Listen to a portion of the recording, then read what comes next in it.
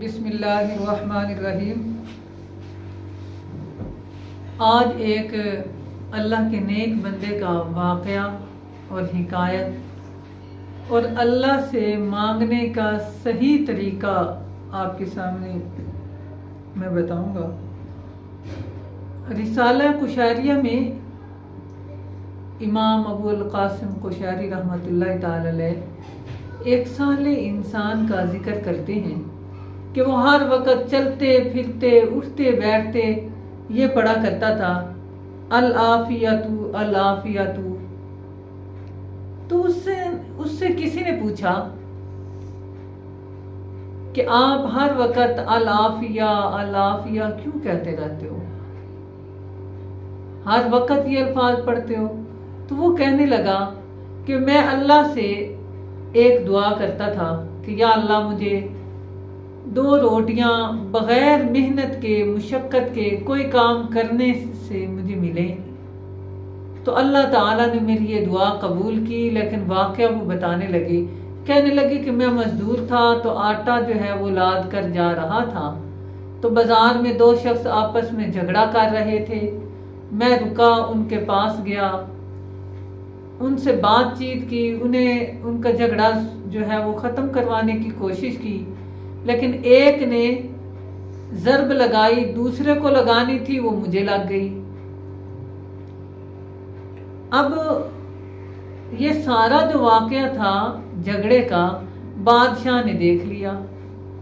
तो वो बादशाह ने बुलवाया और कैद में डाल दिया, क्योंकि बादशाह समझ रहा था कि ये सारे लोग जो उधर शरीक थे ये सारे झगड़ालू हैं, झगड़ा करने वाले हैं। तो उस वक़्त बादशाह ने जब जेल में डाल दिया तो वो एक लंबे अरसे तक, वो कहने लगे कि मैं लंबे अरसे तक जेल में रहा। जब मैं जेल में रहा तो उस वक़्त मुझे ख्वाब में एक शख्स आवाज़ दे रहा था और वो कह रहा था कि अल्लाह ने तुम्हारी ये दुआ कबूल कर ली कि या अल्लाह मुझे 2 रोटियां बग़ैर मुशक्क़त के, बग़ैर कमाने के, बग़ैर मेहनत के अता फरमा। तो अल्लाह ताला आज आपको किसी भी मेहनत के इवज़ बग़ैर, किसी भी काम के बग़ैर, मेहनत और मुशक्क़त के अलावा 2 रोटियां जेल में आराम से मिल रही हैं।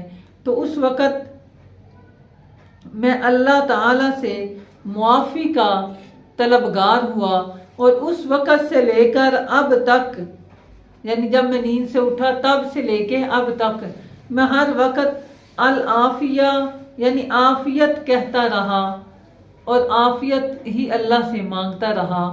तो इस वाक़े से हमें मालूम हुआ कि एक वक़्त में हम अल्लाह से जो मांग रहे होते हैं वो मुमकिन है हमारे हक़ में बेहतर ना हो, तो ये अल्लाह से मांगना चाहिए कि या अल्लाह जो मांगा है अगर हमारे हक़ में बेहतर है तो वो हमें अता फरमा, अगर हमारे हक़ में बेहतर नहीं है तो अल्लाह इससे हमें महफूज फरमा।